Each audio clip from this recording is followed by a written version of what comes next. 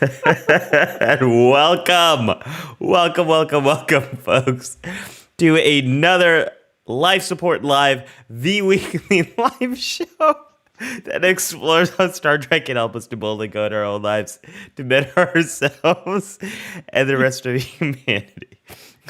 You have to tell everybody in a minute what's going on, because it's just nuts there. Yeah. Where you are. I was just telling Larry, there's an angry squirrel that for like a week has been grabbing nuts and throwing them at my window here right next to me. So I always hear. That should be the name of a Kenner game, you know? Angry squirrel. Angry squirrel. Angry squirrel. I'll just be doing my work, Larry, and then I'll hear a tsh, tsh, and I look over and I see the squirrel in a distance, and I see this nut just kind of roll off. Are there any squirrel therapists that you could suggest? Not me. I am not going to be helping this squirrel. Apparently, he doesn't need any help coming out of his shell, apparently, but just not throwing them. Yeah. Ooh, hey-oh, and we got a show. Larry. What was that? Wait, what was that thing you said about... I said we're here to better ourselves and the rest of humanity. And the rest of humanity. That is exactly what a famous starship captain once said. Really? It reminds me that another famous starship captain once said that wherever our mission takes us, around the block and with netty squirrels included, we will obviously try to have a little fun along the way. And don't worry, folks. While Larry and I are both in red, we promise we're not going on any away missions today. Unless it's the away mission we do in the show, which we'll get to in a moment. I am psychologist Dr. Ali Mattu. And I am Dr. Trek, Larry Nemecek. One of us is a real doctor. And as always, who knows who that doctor might be? We leave it to you to decide. On this episode, by popular demand, demand meaning Larry and I really wanted to talk about it, based on our discussion from last week, we are doing, there's no new Star Trek this week, so we're doing a little bit different topic. Today's topic is about a little captain. Potentially the last week for many months without new Star Trek. Yeah. It's going to be a long road of new episodes. But this week we are doing we're doing a deep dive into a captain, a very little known captain in Star Trek canon, Tiberius. What's his name again? You know, it's fun to look around and try to find the aspects of Star Trek that nobody else has talked about. In 55 years. Yeah. So. And it's an actor, not very well known, but very much up and coming. Bill Shatner, and a James Tiberius Kirk. We're doing a deep dive into James Kirk's psychology. I'm wearing my, in commemoration, my Kirk jacket over here. Spoilers, it can become a Picard jacket too. It's You're wearing your J. Kirk jacket, not your J. Crew jacket. That's nice. There we go. So folks, let us know in the comments, what is your favorite story that highlights an important aspect of James T. Kirk's psychology? We're going to be doing a deep dive into that canon here today. Good to see everyone here. Larry, if it's first time for folks, what is this show all about? The show is all about why our red shirts are totally disconnected, because it's a game day, so I'm wearing my probably hopefully not a big game day, because it's only KU, only Kansas. Ooh. But we are normally, week in and week out, no matter what season it is, we are all about geeking out on Star Trek through a mental health lens. Even think of it as like just a tips for daily living. So don't be scared. If you are new, I'm so glad you're here with us. Welcome. We've got a great community. If you check out the chat, they are chatting already. The lifers are, and there's a lot of fun bits we get into. You'll figure that out. But mainly, we're just really glad you're here. Lurk if you want to, but jump in and join in the conversation. We'll be looking at the chat off and on all through the show as we go through. Yes, we do have a structure. And Dr. Ali will be talking about our briefing room here. We'll be looking at Star Trek. With this topic, which today we're going back to a character-centric topic. But also, I'll give you a K3 factor later on, a deep dive into backstage Star Trek, which is what I do here in Trekland HQ.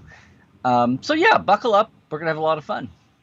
We are. We are. And I'm already catching up on the jokes. And there's Jarrod says Kirk definitely spent some time in cetacean ops. It could be sensation ops. Sensation ops. I mean, after the events of Voyage Home, I think he absolutely went to go visit cetacean ops. Yes, Jarrod. I don't know what you're implying, but absolutely he has a curiosity.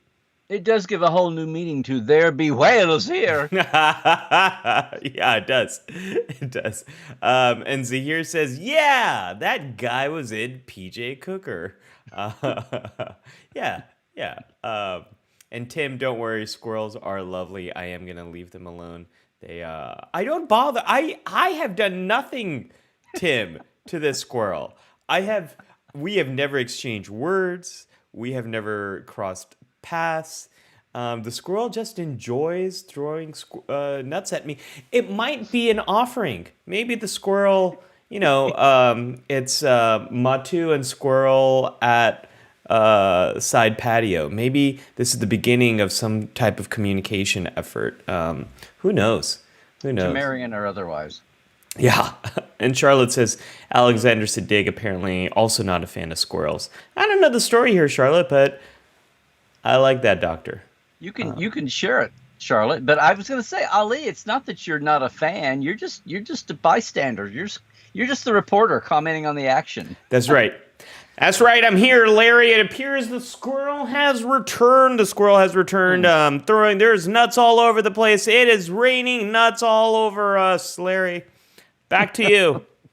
Hey, that's Ali coming to us from Windowside. Okay. So let's open up that briefing room, Larry. This is the let's part of the jump in. show where we do a deeper dive into the Star Trek story, the canon, the exploration of the Star Trek we know and love oh so well. So Larry, with that, i.e., we geek out. We geek out. So there's so many things. Yes. Heyo. There are so many things we can talk about with Kirk. And when it comes to Kirk's psychology, I think it would be really helpful if we can go as far back as possible. Now, we can definitely talk about Kelvin timeline Kirk, but I'd like to focus in as much as possible on prime timeline Kirk, since there's more we can draw from. But Right. Larry, what do we know about this Kirk's childhood? What do we know about prime Kirk? No, I mean, the Kelvin Kirk is all about bad childhood. Yeah. And you take that out of the equation, because if we did a show about the Kelvin Kirk, we could probably do it in 10 minutes, because there's only 6 hours of the Kelvin universe. So prime Kirk, getting back to, we don't know a lot. We know born in Iowa. Yeah. Riverside, if you want to go with the retcon and the Chamber of Commerce types. Born in Iowa, and then nothing much, and then not on screen, but it's pretty universally. Well, actually, if the Kelvin timeline begins at the point that Kelvin enters, then his dad is first officer on the Kelvin. So we can pretty much go with that being George Kirk, because it happened up until the point of departure there. Right. So so his dad's in Starfleet, his mother Winona's in Starfleet. He's a Starfleet kid, but he was born on Earth. And then we don't have a whole lot until we get to the fact that he went to the Academy. Oh, and you know who he met at the Academy? We met several people at the Academy. Well, you got everybody from Gary Mitchell, and we got Finnegan. Finnegan! That's who I was thinking about, was Finnegan. Oh, Finnegan. Wait, you can't do the Finnegan because you're not wearing the green shirt, so forget it. You're only in the you can. Okay, fair enough. You can only do the Russian, whatever. You only do the Chekhov stuff. No, I mean we've got lots of characters and information from the Academy. Gary Mitchell, his best friend, or actually he taught Gary Mitchell when he was a grad student at the Academy, and you've got Kirk taught Gary Mitchell when Kirk was a grad student, or Gary Mitchell was a grad student? Yeah. So he was like a TA? Yeah, he was like a TA. Yeah. Because he talks about, in the 1 hour we have with the two of them together, he talks about that. But then Mitchell talks about Kirk in those days as being a stack of books with legs. Yeah. So that was the Kirk. So in this sketchy picture, that's what we have. He's very, in fact, it struck me later on how Kirk and Picard were exactly opposite. Picard was a wild man in the Yeah. academy, Yeah. and then now is the captain and studious Jean-Luc, and it's like they passed each other. Kirk was Mr. Studies and Mr. Books, and then became the cowboy captain. So anyway, but that was interesting. So we know that when Kirk was an ensign, he hesitated to fire on the vampire cloud on the Well, ferry. can I pause just for a moment right there, Larry? I just want to emphasize a couple of things. So, someone who's called, you can unpause. You can unpause. You can, okay. yeah. For a second, I was like, oh no, did I lose him already? It's too early, Larry, to have this type of tech calamity. After we here. hiccuped at the beginning, yes. Yeah. But one thing I want to, I'm here trying to pick up clues that really inform Yes, who this clue. person is, right? Mm-hmm. And I think there's two very important clues that you have just given me. And one thing I just want to point out for fun. The two important clues is he's called a stack of books with legs.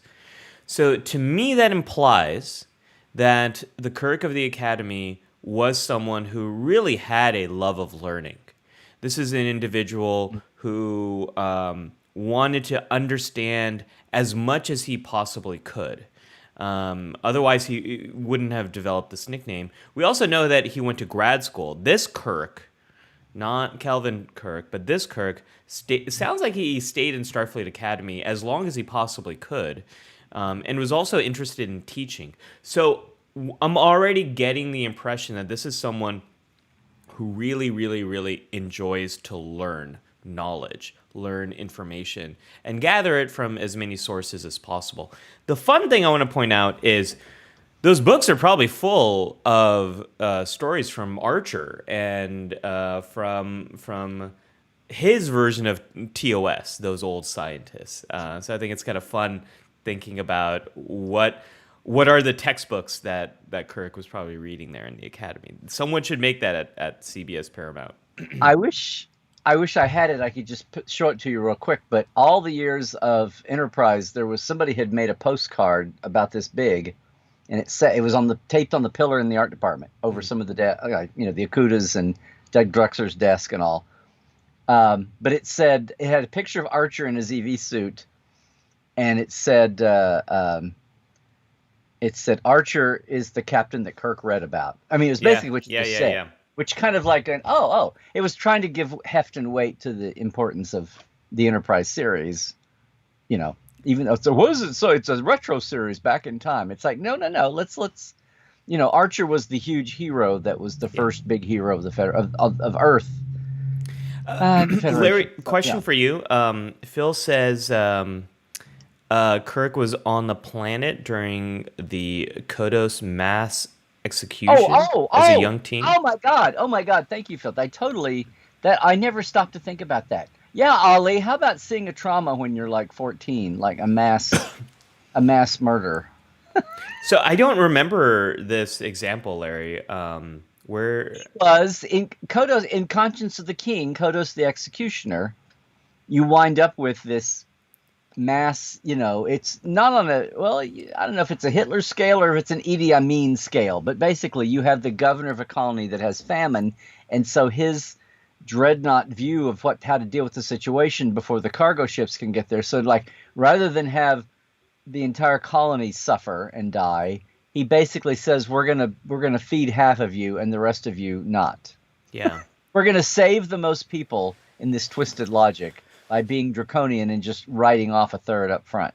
Yeah. It's a little bit like herd immunity with food or something if you're going to be in a pandemic. And because the plot of Conscience of the King is he and only a handful of people survived who are still around, and he and Kevin Riley and his crew are two of them, because they're trying to figure out if this aging actor that seems to have no personal history prior to, 10 years ago, 15 years ago, 20 years ago, if that actually might be Kodos, and they've come across him based on hot tips they're getting from people who keep disappearing after they made the accusation. And then, of course, spoilers, you find out it is him, but he's not killing the witnesses. It's his daughter to protect him, and she's gone crazy, to throw a diagnostic term around like that. But anyway, the idea is that when he was a teenager, he was like apparently his folks weren't with him at the time, but he's one of the few survivors who could identify the original Kodos. That kind of makes me curious. What was he doing there? Like, what were the? Well, I'm sure it was authorized. Yeah. Oh no, I know. But was this supposed to be like a vacation? Was this some type of like, what were the circumstances that led Kirk out there? Because that to me is implying, okay, so I know that the Kirk of the Academy era was one that really wanted to learn as much as possible. What was going on in young teenage Kirk's mind over here? Was there some desire to explore, to understand? Now that we know more about George Kirk through the Kelvin timeline and kind of like backwards. Kelvin adjacent prime, right? Yeah, the pre-Kelvin on the cusp. Yeah, the pre-Kelvin prime story there.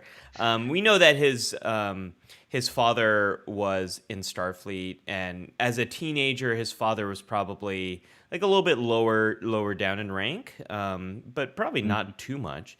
So as someone who's growing up in a Starfleet family, he probably had more access and ability to travel the galaxy than other kids his age. So I wonder if he did have an opportunity to see more, and like, could something like that have influenced his decision to go into Starfleet, to see like the real value and importance of of serving in this way to try to prevent these types of tragedies from unfolding. I wish we knew more about that event, but I can't imagine that event not being some type of key influence on his development. Yeah, and thank you, Phil. I'm kicking myself for forgetting Tarsus Fork. Because I keep thinking, we don't know anything about his childhood, and we jump to the Academy. But no, that's very true. In fact, now that we get into all this, there's been some draft research done where the early draft, and this was early Star Trek, so this is early getting the concept down and the characters. But early drafts had his father being murdered by Kodos, but more of as a limit, he and like a cadre of people, not this planet-wide thing. And then they took that away. They didn't want it to be that they wanted him to have a little distance. So apparently his parents weren't there, or they don't talk about. He doesn't say my parents and I escaped. He says which implies that they're not there. But later drafts had him specifying that he went there as a cadet, as a midshipman. So it's like his dad. So, and then that went away too. So we're a little vague. He had to be, timeline-wise, had to be a little younger from where they were dating it. But they didn't drag his family into it intentionally. So yeah, we can take that away. Yeah. Charlotte says Kirk also rescued Kevin O'Reilly. Oh, that's not ringing a bell. Charlotte, was that in one of the books? Yeah, I was hoping you knew. Let us know. I'm going to check that. Charlotte says they dive into it some in one of the Star Trek novels. So okay. that might be it. Let's go. Yeah. Which is fine to mention. We all about that, but we just keeping the tears of.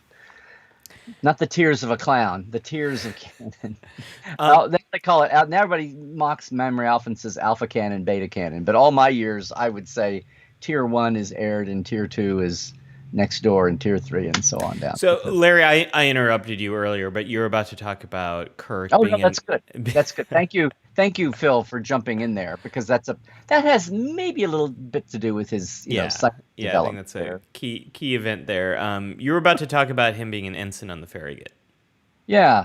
No, so then yes, there's 2 of his younger career moments that we know about. One is his time on the Farragut when the Captain Garovic and a lot of the crew died in an attack of the vampire cloud that then you later on see again in Obsession, which is weird, except that Kirk is, of course, familiar with it.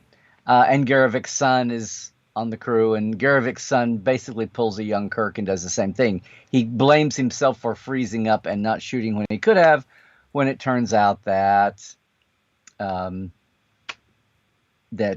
wouldn't have done any different. You know, he cannot blame himself. He can't have a guilt trip and be haunted by that, because it would have done no difference. And as he's counseling the young ensign, he's counseling his young self to himself and saying, you know, and with McCoy helping him out, and Spock saying, you know, this thing that's haunted you all your years, I'll see your Captain Ahab complex, Picard, and and raise you one here in retro, because he could have done nothing about it. But obviously at the time, that must have colored and affected him about, you know, taking action. And maybe that was a big thing about, you know, don't be a pansy on the wall, don't be a wallflower.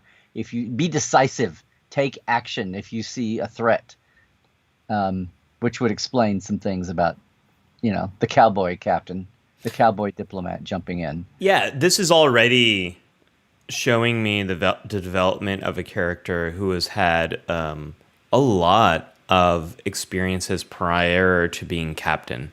A very different story than the Kelvin timeline Kirk development.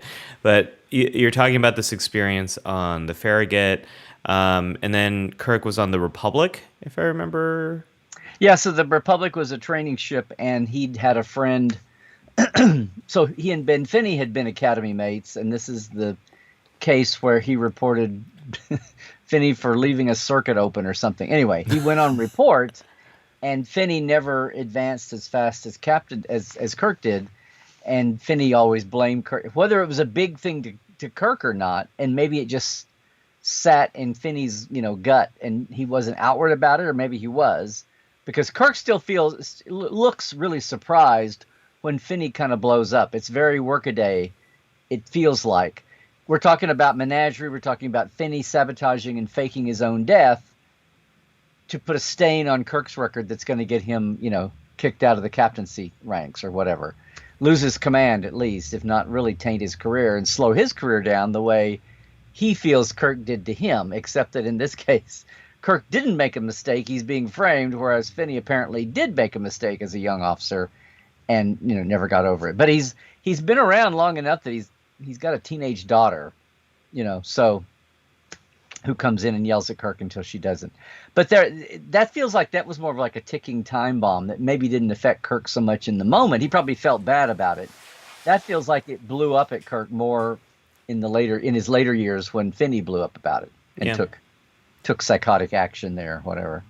But then just the rest of that, we don't have a lot of like real events from his life, just when he was meeting people, meeting Gary Mitchell, meeting Ben Finney, being bullied a little bit, you know, being pranked by Finnegan in the academy. Sorry, folks. Finnegan. And then like being affected by, you know, like John Gill as studying Garth of Azar's exploits. He was on the Axanar peace mission while he was in the academy. And whatever that is, and I know with all the hoopla about Axanar on canon screen, there's nothing to even say who and what was involved in that. My headcanon was never that it was about Klingons, because I didn't think there was a hot war until Organia with the Klingons, but that's all been blown out of the water. But Axanar feels like it was, I always thought Axanar was, because he says it assured peace throughout the stars, as if it was, to me, it was all about being something internally Federation-ish, you know, so. Yeah, but that's just me. And then, of course, he took the Kobayashi Maru and rewired the Kobayashi Maru until he reprogrammed it until he could beat it. Right. Yeah. So one more key event there that we know about. This is via generations, but if we're just kind of working in chronological order, I know time is wibbly wobbly, but if we're moving forward this way, he married Antonia at some point, and I'm guessing that was before he became captain. Oh no, Antonia was after he retired ish. It was in his later years. Okay. And he but he married her and then left left her. Yes, to get back into Starfleet. ish. Yeah, it's kind Ish. of yeah. We'll have to ask Ron Moore and Brendan Braga, I guess. What was going on But here? you get my companion. I'll get my TNG Yeah. companion Okay. back and Okay. So I do very that. much skipped ahead in the timeline. Okay. Hmm. Larry, do we know anything about how he became the captain of the Enterprise? Yeah, his commander was killed in an away mission, and he had to jump. Oh wait, that's Picard. I was gonna say No, not Pike. really. It's a No, little. that's not what happened to Pike. It's. I mean, again, this is a whole arena where the books and comics over the years have taken a shot at it, and the books have probably coalesced around kind of a timeline, but screen wise, which means it's always subject to revision. Screen wise, we don't really have, his later years leading up. Um, So we're not sure. We mhm. know at some point Pike is no Grows longer in rapidly. command, Yes. and we know some of his crew sticks around. We know there's some new crew that comes in with Kirk. Maybe Strange New Worlds will kind of fill Will in. give us some more background, much less let us see that. Right. Yeah, Right. yeah, yeah, But we yeah. do know. We also know that whatever the mix of life stew that became James T. Kirk, he was the youngest captain ever in Starfleet at the time, Okay. which Oh, is a record that's been broken at least once, if not more than that. okay. So kind of summarizing to this point, some key events here, and kind of to summarize a little bit about what we know about Captain Kirk's psychology. We know he loves to learn. We know he has seen the effects of action or inaction.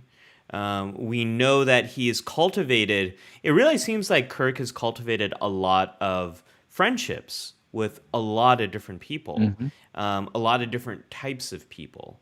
And it seems like that is something he really values very deeply, are his friendships, his relationships. I really hate to do this, Larry, but it's kind of impossible not to make these comparisons with Picard and some of the other captains. But whereas Picard does tend to hold a professional barrier with his crew, at least until Hmm. the events of the very end of All Good Things. Um, Kirk is really cultivates a lot of friendships with a lot of different people, and that's something he really values. So we know that going in to the start of the original series, and then he is one of his best friends becomes an adversary, and he has to, for the greater Right. good, address the situation with Gary Mitchell. Right. Put down one of his friends who became a threat. And Yeah. now that we've kind of talked through this, I think a teenage Picard. Wow. Wow. No, Ollie. A teenage Kirk saw what can happen if someone is if a genocidal person is unleashed, if Mhm. power is unleashed. He knows the consequences of inaction. And I think what he's facing Gary Mitchell, the lessons he's learned there are playing out. And all the experiences he's learned, he's read a lot, he's experienced a lot of missions. He knows that the greater good here has to come first. That the threat of Gary Mitchell needs to be eliminated. The good of the many. The good of the many. Yeah. I never really thought about connecting those dots that way, but now that we have it, it makes a lot of Hmm. sense. There's almost like the survival of the many. Does not depend on the survival of the one at times. Yeah. Yeah, I haven't.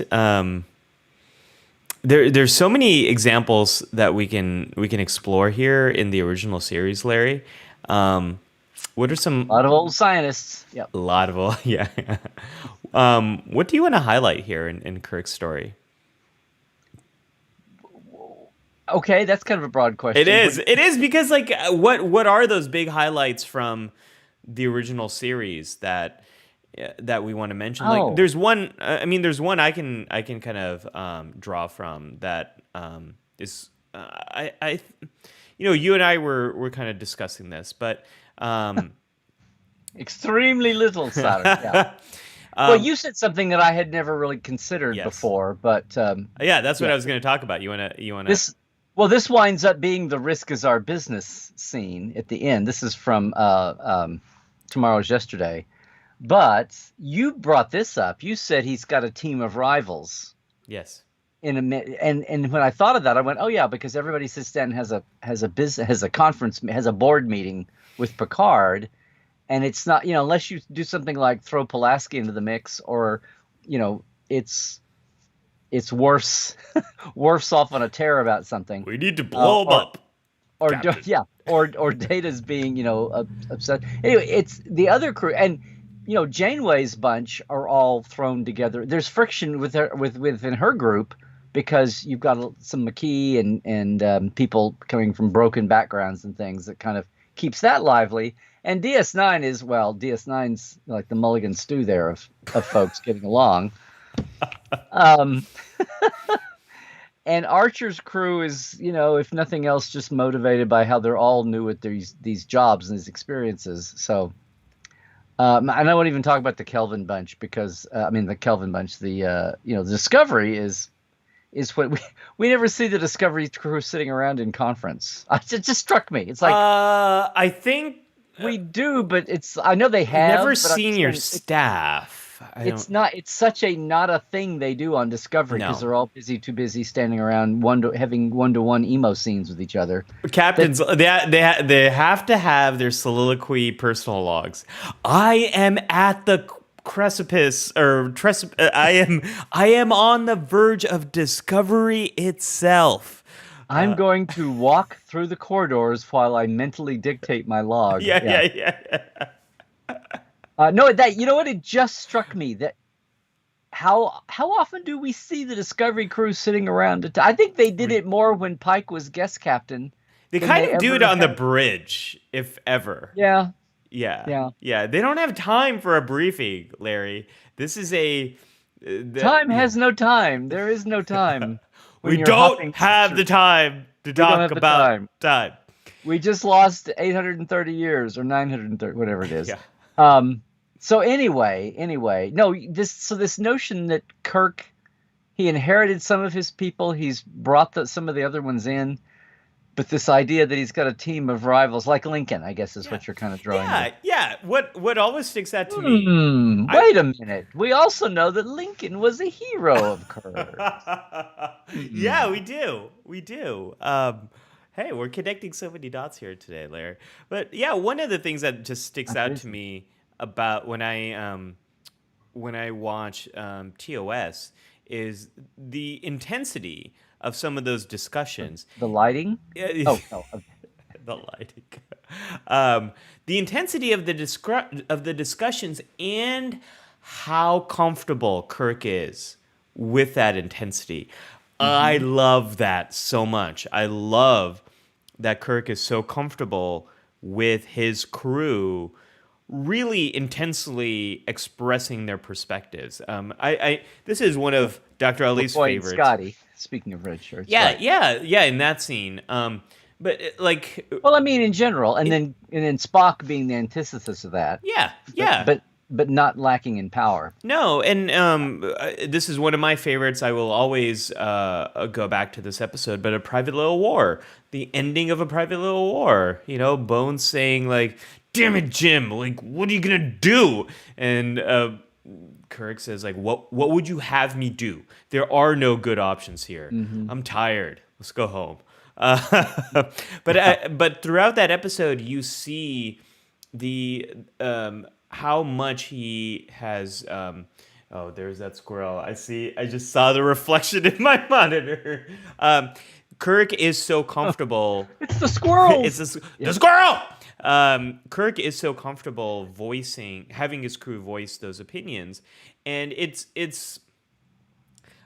there's a greater intensity in his meetings than I think there are with the other crews that we've seen, and so I wonder if part of it is it his how much he loves Lincoln and how he knows Lincoln intentionally created this team of rivals here. But it's not just enough to have a team of rivals, people who see things differently. You have to make it comfortable for people Right. and make it feel safe for people to express those views. And Kirk does that time and again. He does that. His crew knows my captain's got me back. Like, I can go say this thing, and my captain's got my back. Mm-hmm. He might not agree with me, but he will listen to me. Yeah, I'm sorry. I'm sketching up in the chat and just squirrels talking, Ali. Yeah, yeah. I just like, there's a comment here of Nathaniel at 10:27 where he says his best Kirk moment is when when he looks at Cisco lustfully at the end of Trials and Tribulations. I think it was the other way around. Yeah, Daniel, yeah. but if you want to take that interpretation. Well, let's talk about relationships here. So this is one of the things that you and I were highlighting last week, and kind of inspired this. Is like, there's a lot looking back at Kirk. There's a lot of these myths. One of the myths that has become is Kirk is so emotional. No. Bones is the emotional one. Spock is the logical one, and Kirk You is got really. off on this last week. I mean, I did. totally agree with you, but I don't get as passionate about it as you do. So I give this example a lot when I'm talking about mental health to Trekkies, and people are like, "No, Kirk's the emotional one." I'm like, "Have you not watched the series? have you not watched read 50 years of fan over analysis? No, the Trinity. Come on, it's the big three. Pathos, logos, ethos. Yeah. Kirk is the integration of logos and pathos here. So he is, or if you want to get a little Freudian, you got the id, ego, superego. He is the ego that integrates the emotion and logical side of things. Anyways, the other thing that comes up a lot, Larry, is his relationships. This idea that Kirk has had. That yet, but yeah. Yeah, Kirk has had so many relationships. So this is something I think we should talk about. We've established to this point that Kirk really does have a lot of friendships. I believe when by relationships you're being PC for the fact of him and his relationships with women. Yeah, let's talk about that. Let's talk about this. Yeah, it's the relationships. People will say in the old scientist era, original era, that he's just a womanizer, that he just uses women and goes through women and doesn't have. Which I've seen, not revisionist, people who actually look, instead of throwing everything into the bit together, he's had some real relationships. He does stay lonely. It's like Antonia is a throwaway mention in Generations, but comes kind of later in life. But he obviously had some true loves that were all kind of tragic or related, which is part of it also. But a lot of what I think people say is his womanizing is just strategic moves he had to do with the people, whether they were men or women. They were the tools that he used to get out of danger, save the crew, save the ship, yada, yada. And if that sounds coarse, that's just, he did the same thing with men too, different ways. I mean, they were just the props of the moment for survival. Does that make sense? Can you give me an example? I'm talking about, like, I did a clipping. Did you get the images that I sent? Yes. Yeah. Okay. Yeah. There's one that all I did was I just clipped the Memory Alpha list of relationships. Like, bang. Oh, look there. I think they're in chronological order. But I mean, when you get to Lenore Caridian, or when you get to Sylvia, right, the Pyrus 7, alien on Pyrus 7, or Marlena Moreau, or Drusilla, who was the slave on the Roman planet on 892-4, or Kalinda, who was the invading Kelvin, as in the Kelvin Empire in Andromeda. I mean, a lot of those were just, and some are artificially induced, like Alana Troyes was Blame It on the Tears. I mean, a lot on this list are situational and things that is either for survival or he was not himself. But there are some. But then you've got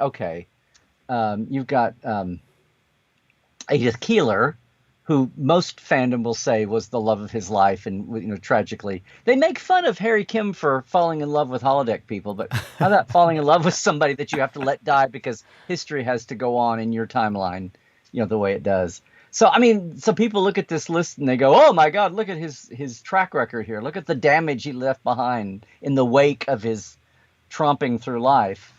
But I think people, will say Raina, and who is an android. Oh, look, it's another Harry Kim thing. She's an android. She's an experimental android and not even stable. You know what I'm saying? It's like, and Miramani was him in another life. It's like that was his short version of the Inner Light there, where he's, the amnesiac. The amnesiac stranger adopted by the problematic American Indian colony. Damn you, preservers.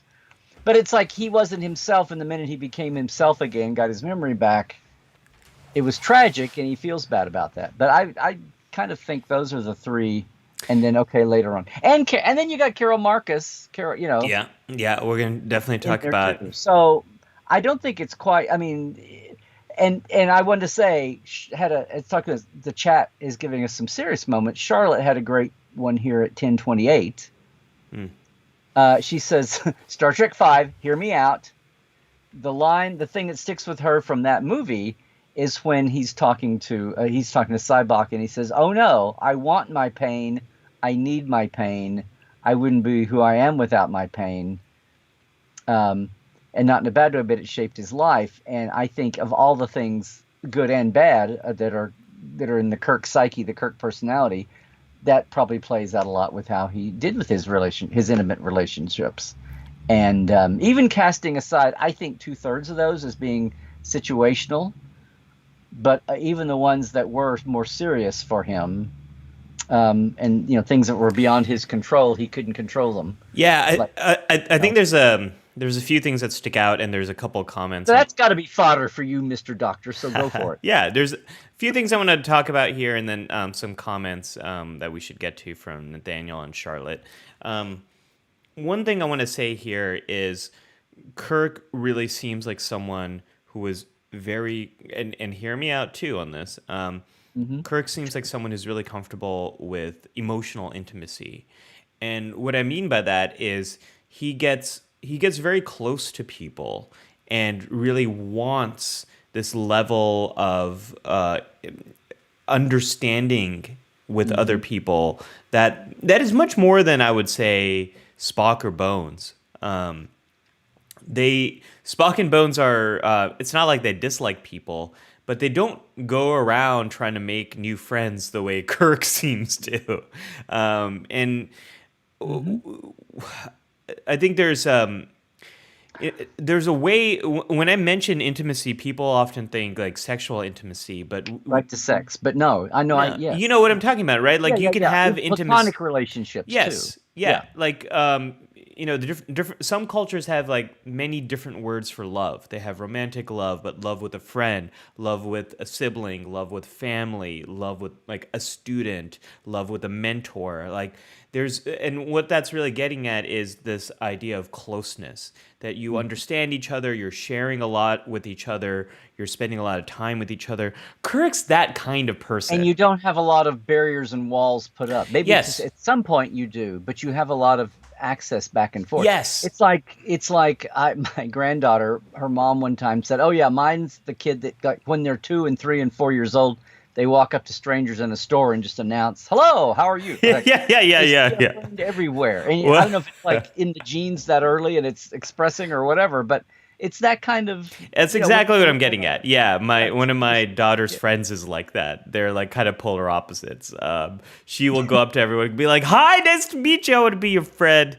And my daughter is not like that. She's like, "It's gonna take me a while before I feel comfortable with you."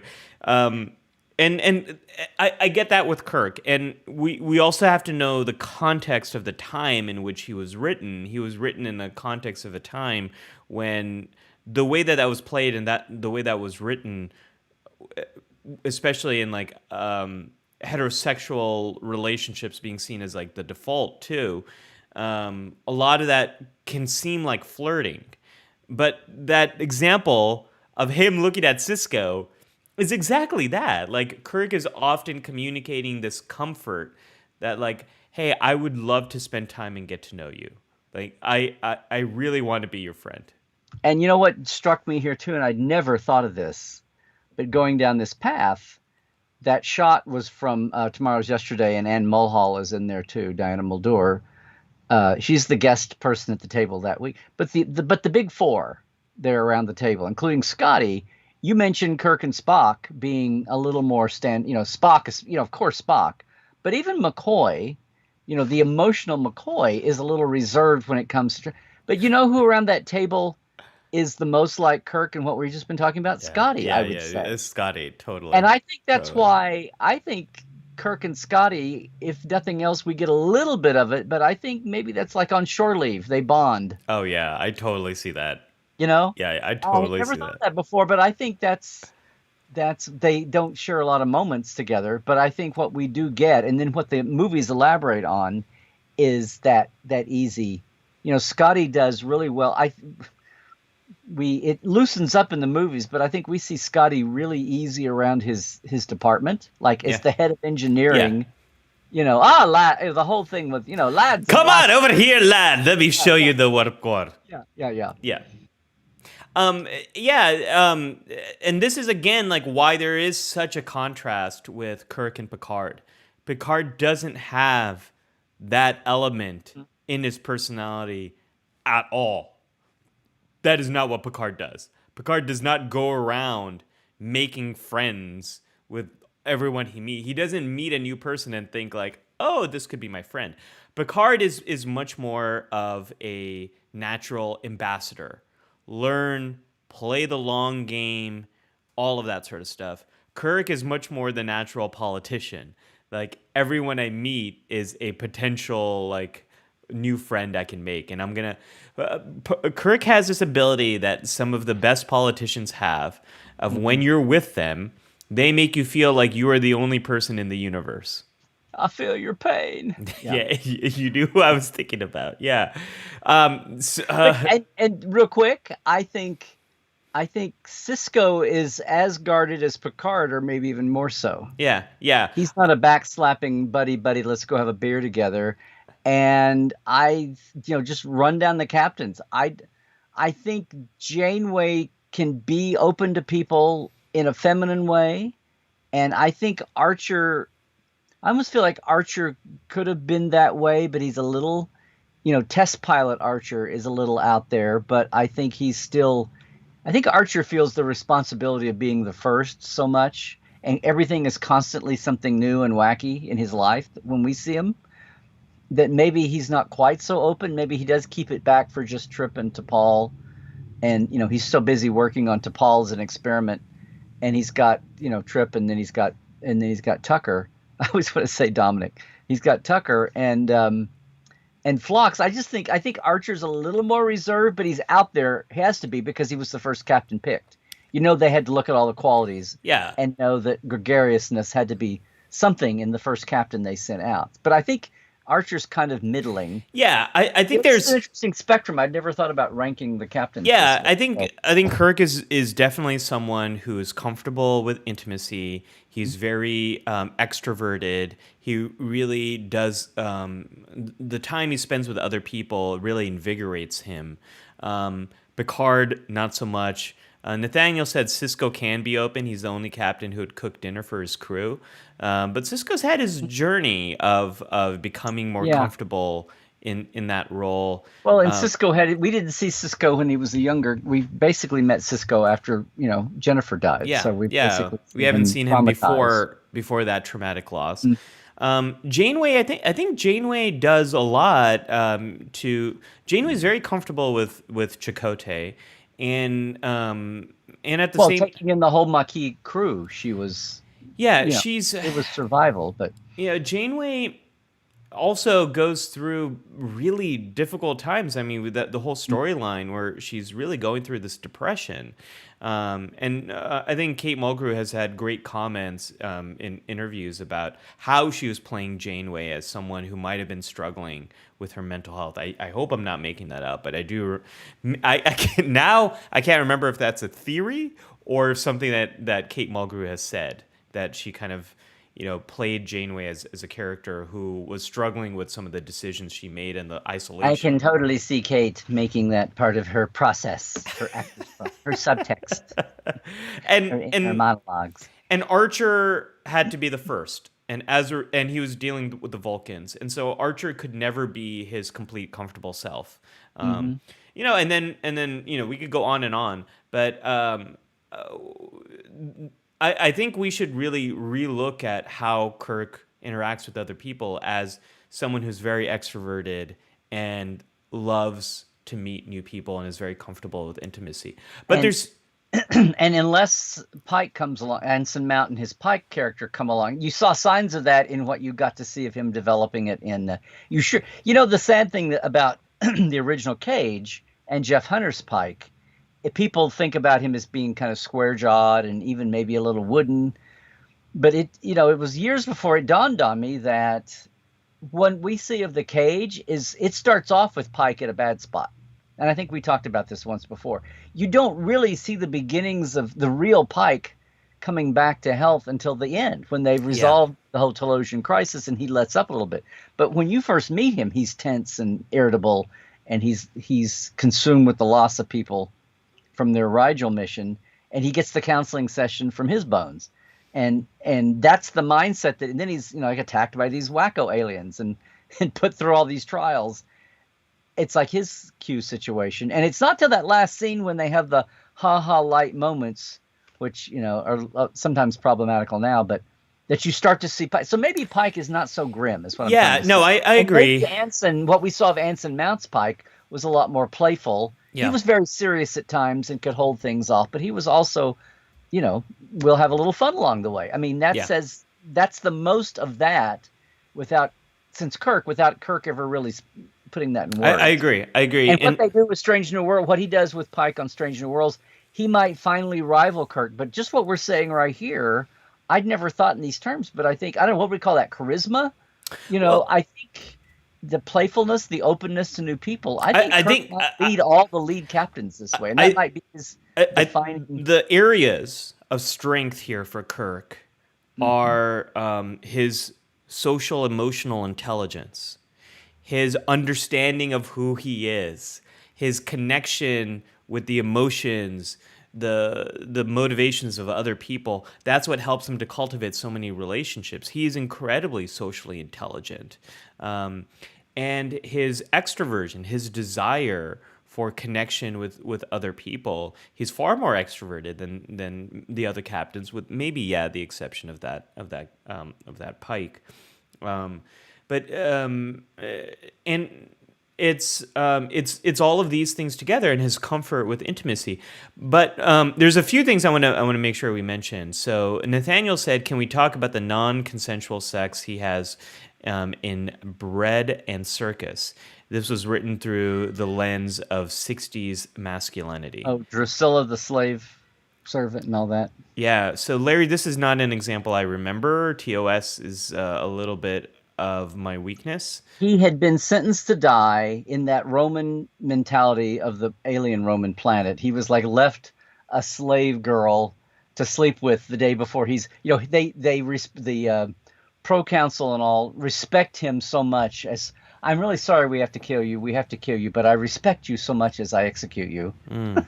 It's kind of like the ultimate, do you want a cigarette? Do you want a last dinner? Sure. Do you have a last request? Oh, and here, have some sex on the day before we execute you. Right.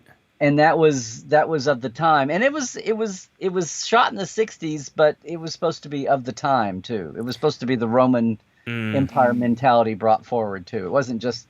I'm sure there's some wackadoodle, serialized cinematic TV series where Game of Thrones type moment where that would have happened too. So that's the thing where I don't so much think it's a 60s thing, because I think we've come full circle back around to that.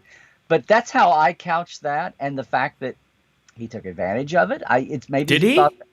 huh? That's what they imply. They Uh, have the candle burning down low, and the whole thing. mm, So but if it is, it's like maybe he's strategic Jim, and he's looking at it like, well, if I reject her, do they take time away from me? Is somebody insulted? Do I lose maneuvering time in the morning to figure out how to keep getting out of this? That's what I was saying about all these moments like this with women. A lot of times, to me, play out as strategic. And you could say, "Oh, but he would do the same thing to a man too." It's like the sex didn't matter, the gender or the sex doesn't matter. It's Kirk calculating how to get himself out of a situation and right, save himself and or those around him. right. And it's all just plot points. It's all just pawns and props to get out to finish a mission successfully and survive. Which, It feels very James Bondian also. yeah, You know. yeah. So, I mean, this gets to other things that we could talk about, which is in the extreme sense, manipulating people, manipulating situations. I mean, this can be a much larger problem of people who are more cold-blooded. Cold-blooded meaning they can very much control their emotions. Warm-blooded meaning people who are much more emotionally reactive. They have a hard time kind of controlling their emotions.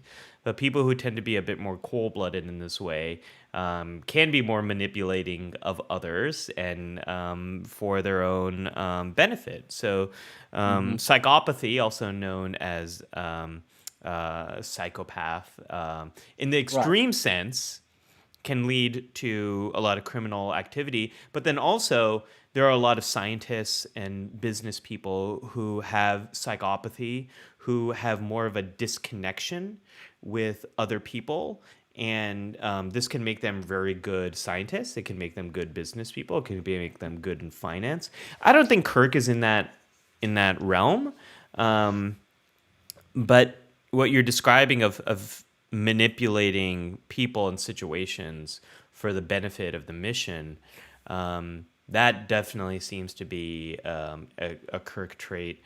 One other thing that Charlotte mentioned is going back to this list that Memory Alpha has here, Larry. Yeah. Charlotte mentioned that they listed Mary, which was a kid who had a crush on him.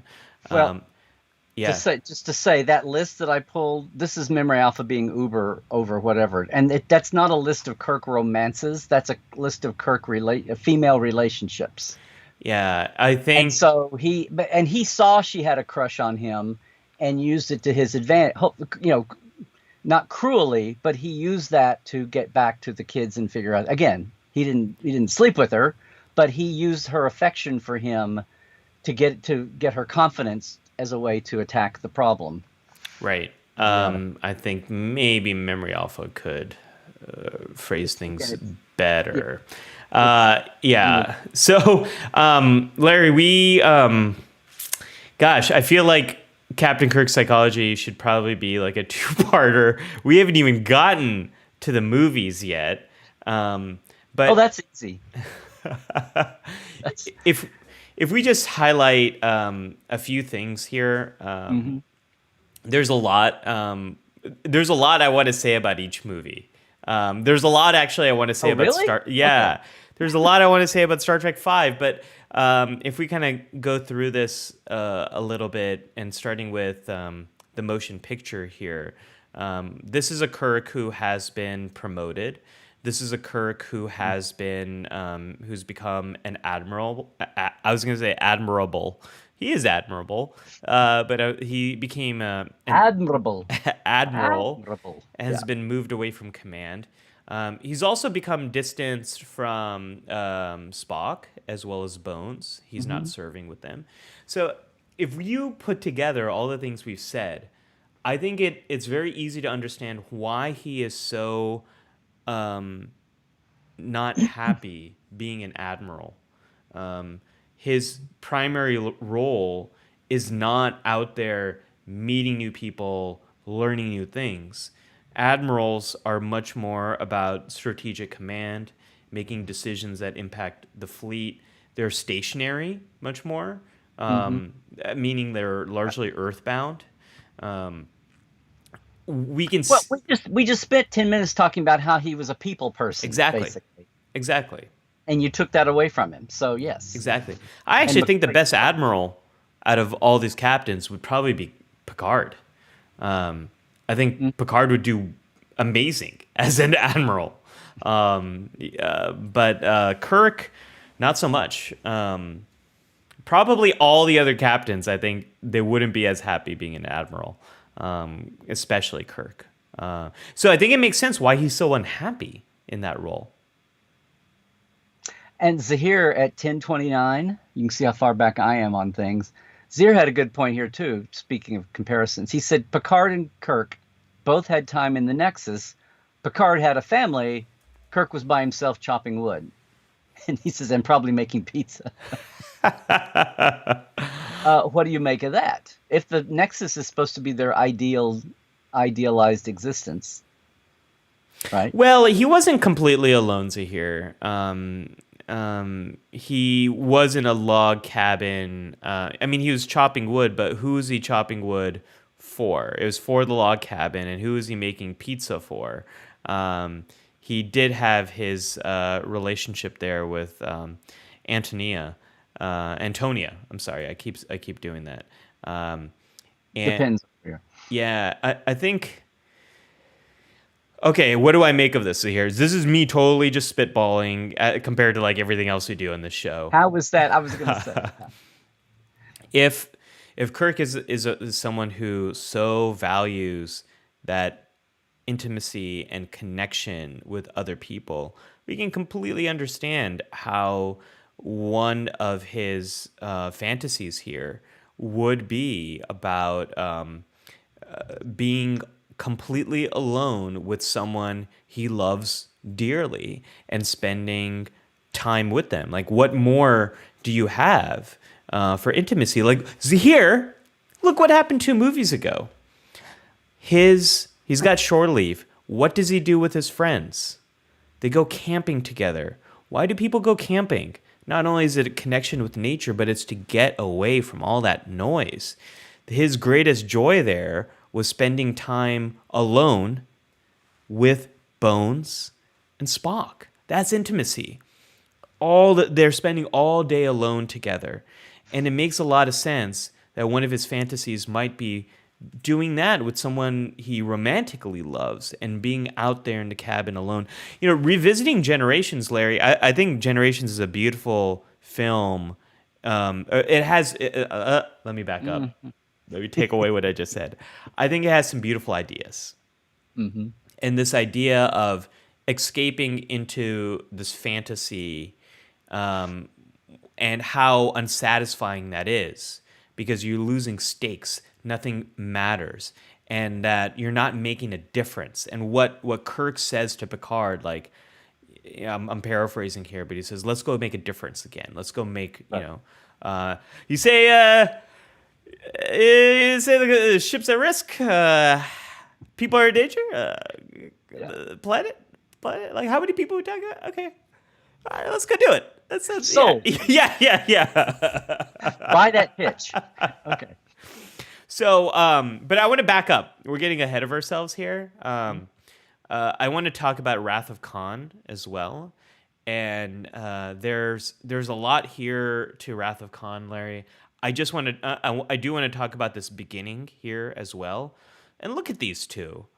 I mean, look at how comfortable Kirk is with Bones.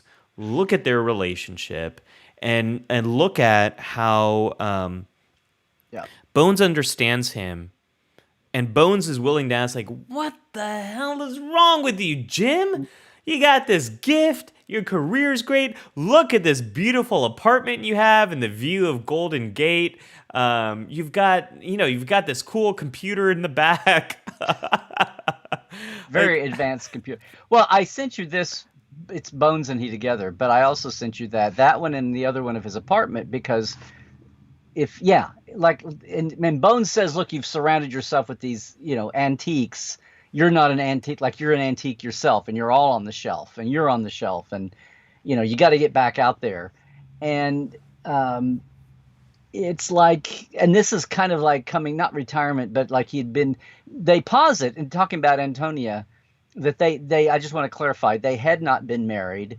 They had gone out because Kirk regrets not proposing to her. Right. But they That's have what their happens. relationship in between his like post motion picture and then going out again. And he left her behind when he went back in to the years that lead up to his admiralty here, and sticking with an admiral, and the way McCoy finds him in Wrath of Khan and feeling his age. And, we were a long time, we said he's having his 50s midlife crisis here, but the timeline works out where he has to be a little older than 50. But basically the whole feeling of all those antiques in the room and McCoy's point. But he had the inclination to want to do that. And even his cabin, I sent you the other slide. Yep. I was clutching at straws here as far as like visuals. And the cabin, even, he's got this whole wall of weaponry. He's got a batleth and old phasers up, and this is from Generations, right? This is from Generations. Yeah. This is the cabin. This is part of the rest. Oh, he's got the plaque for the Enterprise. Right. Oh, I've never seen this before. And even in his quarters in 6, I think I sent you. Did I send you that where he's sitting on the desk? You've got a little bit of his quarters from Star Trek 6 there. He's got a picture of David, but then look, he's got a whale plaque. A whale plaque. And then he's got a model of the Enterprise. He's got some books, probably, name it. Best of Times Worth of Tale of Two Cities probably over there. But, he's got some antiques and some dingling things, but it's his quarters, so it's a little sparse. But I mean, as far as this thing about trying to look at him by what he's got around, what he chooses to surround himself with, I thought that might be revealing as well. Yeah. But there's Bing. His quarters during the original series are so generic, and so he's got a few books there, and he's got the little Greek or whatever, that Athenian statue, the open bust thing, and then that box that has his keepsakes in it, whatever. I mean, it's a very sparse quarters in the 60s. It almost doesn't count unless the fact that it's sparse. But as time goes on, he's got more stuff around him, and then when he retires, he's got an apartment full of stuff. Nautical things and all. It's very interesting. There's a lot of stuff we could pull from here. Like, again, getting back to his academy days, we know he's someone who loves to learn and presumably loves history. We know he's inspired by Abraham Lincoln. He's a book with he's like a library with legs. Was that the quote? Or books with legs? What was the quote, Larry? He says he was a stack of books with legs. Stack of books with legs. He was absolutely grim, is what he said. So he dedefinitely has this fascination probably with history, and chooses Lincoln again. Chooses to have like his apartment in Wrath of Khan has a lot more of these antiques, as Bones mentions, but then the cabin you were talking about has more of his own life. And presumably some of the Batleth and some of the Klingon stuff over there, it must be in the phasers. There must be some belief that his actions have helped to bring some peace to the Federation, or at least peace between him and the Klingons. Like, that cabin is presumably post Undiscovered Country. Right. So there must be some belief there. And then, like, looking at this from here, again, speaking of Undiscovered Country here, the picture of David, if we talk about Wrath of Khan and Search for Spock, the story of David and Carol come up. And, he never really got the chance to have that relationship with David. It was never... I gotta imagine, for someone who so values intimacy, connection, relationship, discovering David and that he has a son, and he has a son he didn't know, not only must have been surprising, but also must have been such a huge opportunity for him. Like, And the son that didn't know that he was the dad. exactly. Yeah. And there's probably a lot of reasons why Carol never told him, either Kirk or David, but I think why David's loss, this Klingon bastards never forgive him for the death of my boy. I think, or death of my son. I forget exactly what he says. I think the reason why why his grief is so strong is the loss of this. Here's a guy who so values connection with other people, and he never got to have that with his son, and he blames the Klingons for it. I think this is why that loss weighs so much for him. It would for any parent, but I think especially for Kirk, given how much he really cares about connection with other people. This is, again, not to do the Trekkie thing, but I'm going to do the Trekkie thing, Larry. This is different than You Picard. do know this is a Star Trek podcast. This is a Star Trek live stream. So, do the Star Trek thing at your peril. Oh, wait. Again, this is the thing with Picard. How many times does Picard visit Robert? How much of that connection do they have? How much of a connection does he have with his nephew? Picard is just he's very I don't want to say his moral compass is different. It's not. But his values are different. And his values are much more about his career and about duty to the Federation. The first duty of every Picard is to the Federation. So it's, unless your name's Robert, where it's to the family vineyard. So I think there's, when Picard loses his family in Generations, I think that's one of the reasons why he has that fantasy in the Nexus, because that fantasy doesn't make a lot of sense for Picard. But if you look at it through the context of someone who has just lost his only surviving relatives, you can see why this would be his immediate fantasy. Right. It's fresh on his mind. Right. Had he not lost his nephew and Robert and his sister-in-law, and had they installed a fire extinguisher in that barn... What's going on? Come on, France, 24th century. I think they had to come in with a they had to come back with a throwback, something that was unassailable. I don't know. It was just yeah, I don't know what's going on there. It's if we ask Brennan and Ron, I think they would say, well, we had that fire theme going about times of fire. We just thought, what if someone literally... literal time is the fire in which our family burns. Gosh.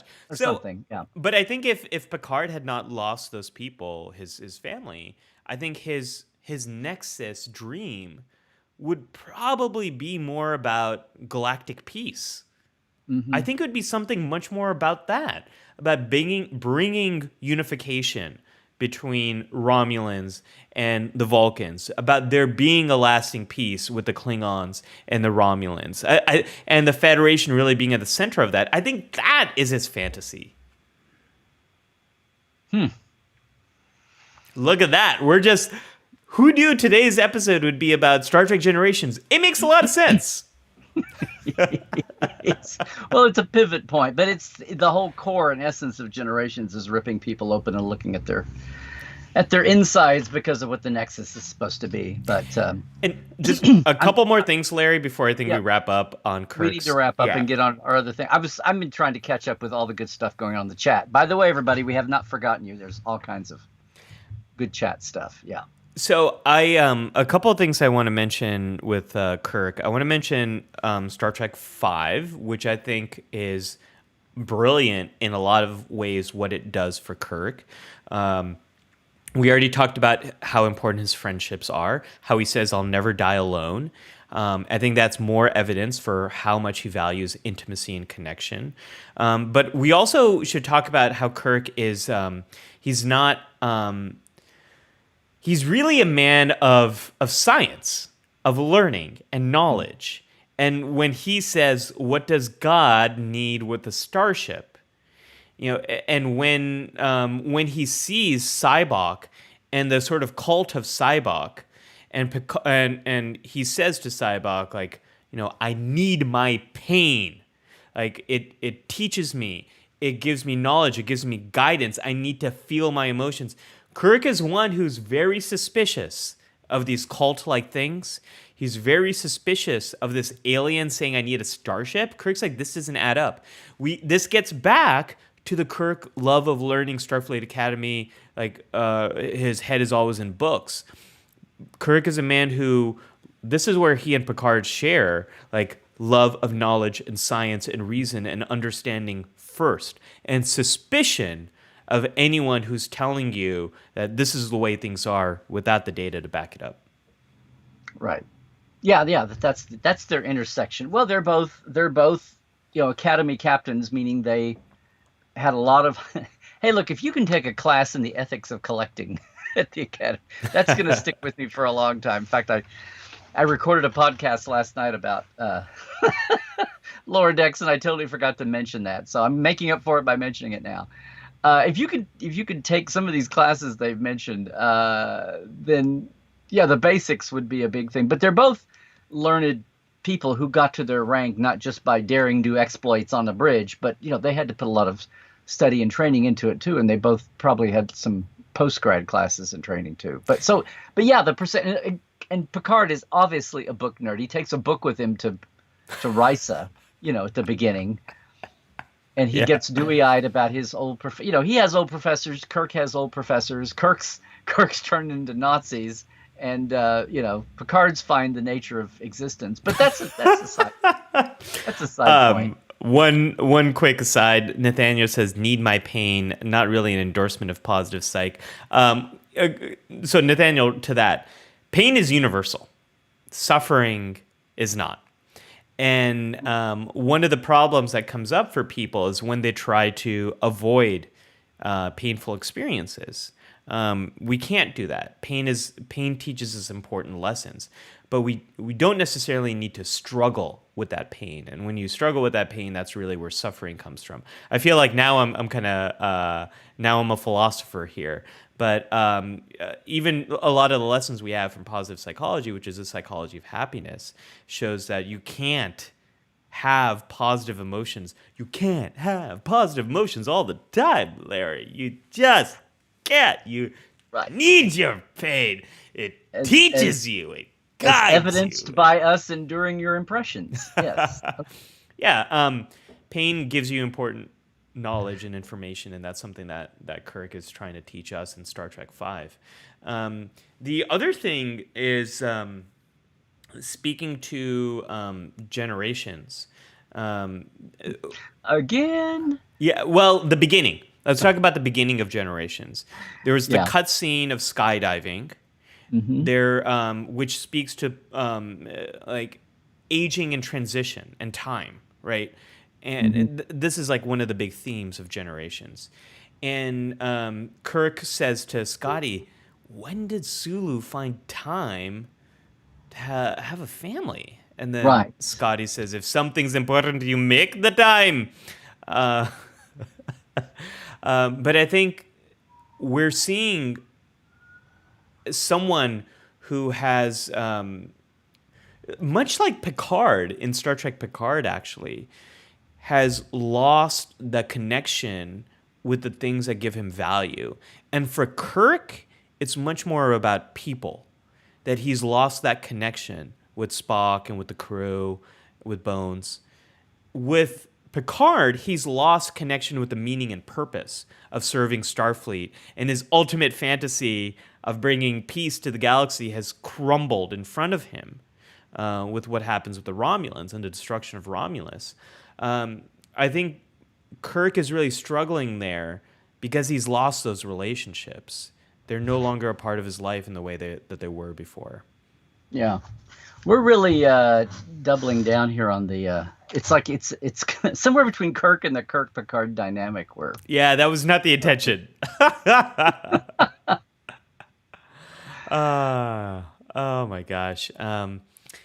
but I'm also I feel like we've been dipping into the chat. Well, I don't know why I have this guilt complex about the chat today, but there's so much good stuff going on here. Maybe it's time to open up the counselor's log, Larry, and I can do. That's My counselor's log is actually quite quick today, and this is the part of the show where I do a little bit of a deeper dive into some of the psychology and mental health behind the topic. And today's topic is really about Kirk. And literally, Larry, I got this idea. I was thinking about this last night as I was falling asleep, and I was thinking about what is it about Kirk that is so different and so unique to his psychology versus the other captains.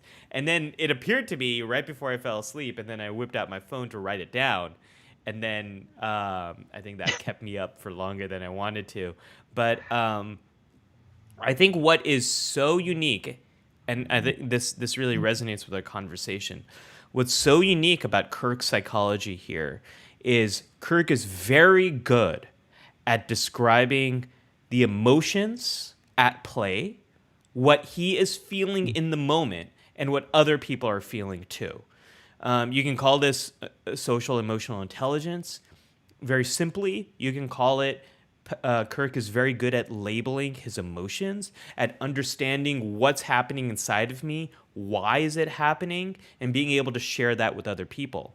And there's a lot of research that when we are able to do this, when people like you and I, Larry, are able to label and describe what we're feeling, it makes those feelings less intense. It brings down the intensity of those feelings. It's like turning on your inner Spock. It does bring the intensity of emotions down when you're able to label and describe your emotions. And no one else, I really think, does that. And Kirk does this in a way with his crew that it also brings down the intensity of what people are feeling.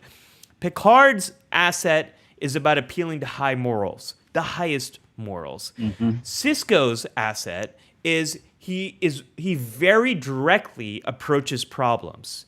He does not shy away from them. He punches Q in the face. He's not a diplomat. He takes things head on. Janeway never compromises on her high morals. Picard can easily lecture about them, but Janeway is dealing with having them challenged all the time, and she doesn't compromise on her high morals. But what's different about Kirk is he makes the unknown less scary by describing it, by giving it words. And when we do that to ourselves, when we are able to describe the emotions we're experiencing, we too make the unknown less scary and less intense. So I never thought about that until we tackled this as a topic, that this is what Kirk does. But this is absolutely what Kirk does. And Larry, this is something we all can do ourselves. We can learn how to do, and we can improve over time. So that's my counselor's log, Larry. It's as Tim says, how do you feel? It's it's simply asking that question, getting very good at answering that question. Yeah. So yeah. Yeah, very good. Well, I actually got to the end of the chat, which I'm kind of in shock here. I have an equally short. If you want to jump into the K3, I've got love to jump into short the K3. K3 factor. Let's do it. So number one, there's a page. There's a page of typing, a full page. You want me to bring that up? Yeah, bring that one up. This was the original. Now we see the Pike sheet. This is from the writer's guide of the first season before it had aired, and I know it's kind of hard to read, and maybe it's impossible for some folks, but give it around. She's God, Captain. You could look at the early, before they really had a few episodes. Here's the Horatio Hornblower in space. He's talking about the psych profile basically here as a character biography, but also how to play it. But he's comparing him to, he says his primary weakness is a predilection to action over administration. So there's your cowboy diplomat right there. But he has an almost compulsive compassion for the rights and plights of others, alien as well as human. And again, this is written in 1966, and how it's like British Navy. The captain is kind of speaking for the entire empire, kind of thing, and letting his concern and the weight of his office, which we haven't really talked about that aspect of Kirk, much less captaincy, and that he has few chances for friends. We famously have the whole no beach to walk on anything, no beach to walk on quote that kind of like handles female relationships anyway. And so when he lets down, it's almost like the Bonanza Wives. It's like, it's got to be Edith, it's got to be Miriam, it's got to be Raina.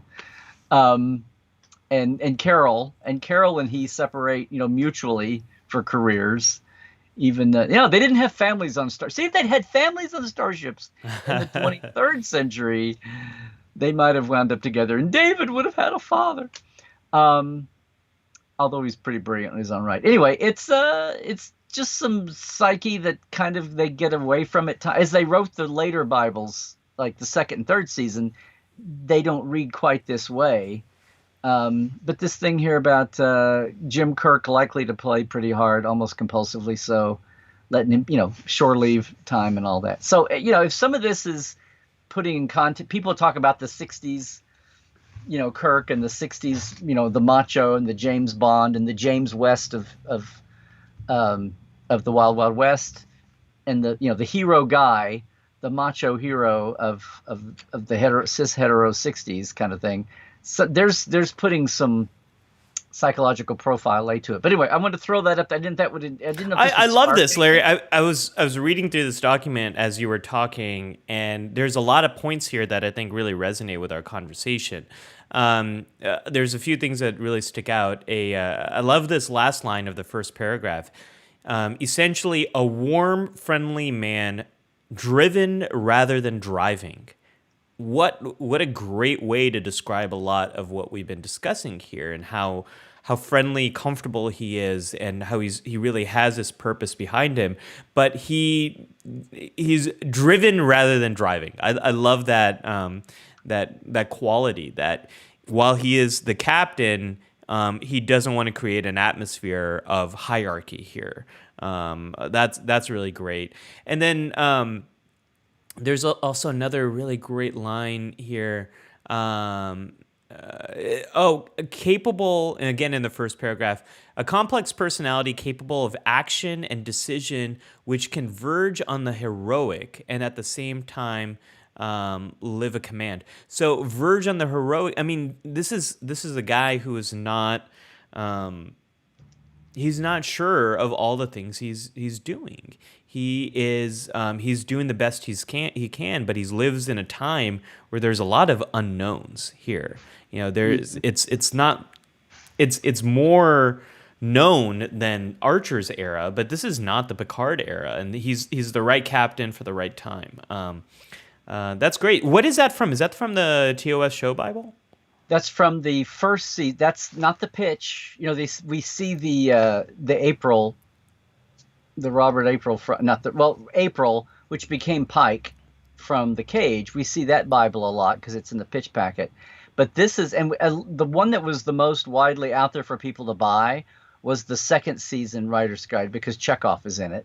Mm-hmm. But this is from our Trek Files side and the Roddenberry Files. This is from the first season, like going into the first season. Writer's Guide. They know who was playing the roles, but they hadn't seen a lot of. This is probably dated from April or March, something 1966. So because the next page still has Yeoman Rand as like the number 3 character. Sadly, it's like Kirk, Spock, and which is why the three of them. It's Kirk, Spock, and Rand in all those early publicity photos. Yeah. Because she was going to be like number 3 in the hierarchy. And the studio said that's how early it is. That times the whole thing. Yeah. But again, this is before the acting, the on-screen outcomes, and all the interplay of all the eventual actors in their roles, and the way the writing went by whoever was shepherding the writing. Before all that started to wear on what people perceive the characters. Yeah, absolutely. This is the fresh out of the oven Kirk blueprint here. And this blueprint seems to hold firm for this character. Going all the way to generations, I see aspects of this throughout. I was going to say, if anything here seemed to veer off or get away from. Oh, look, it's like in the Next Gen original Bible that they finally published. Geordie was going to be especially fond of all the school kids and be a special liaison to. And on the original series Bible says that Uhura can do impressions of crewmates at the drop of a communicator. Because she's a communications person. Oh, well, that would be funny. The drop of a communicator, they're trying to be cute with the drop of a hat or something. But the idea that Uhura did impressions of people, like she's going to do her McCoy and her Spock impression, I don't. Oh man, that didn't happen. So sometimes the Bibles, the writer's guides out of the gate don't always go that way. Right. Well, like the show really comes alive once you start shooting it and you discover who these characters are once you meet the actors. Too. Right. Yeah. And some things just get discarded. And the fact that Picard originally had the French joke the way Chekhov had the Russian joke, but after 2 times they thought it was pretty lame. So did I surprise anything there surprising? I didn't. Yeah, what's surprising to me? I love how you tried to surprise me. Please entertain me, Doctor. Well, it's become the bar. I'm more concerned about the lifers and imparting some cool behind the scenes wisdom. But on the side, since it became a thing, if I can shock and surprise you. I mean, this whole this conversation has kind of surprised me in a lot of ways. I feel like I know Kirk a lot better through our conversation here, as well as the comments from our community. But what surprised me about this is how consistent this description is for Kirk.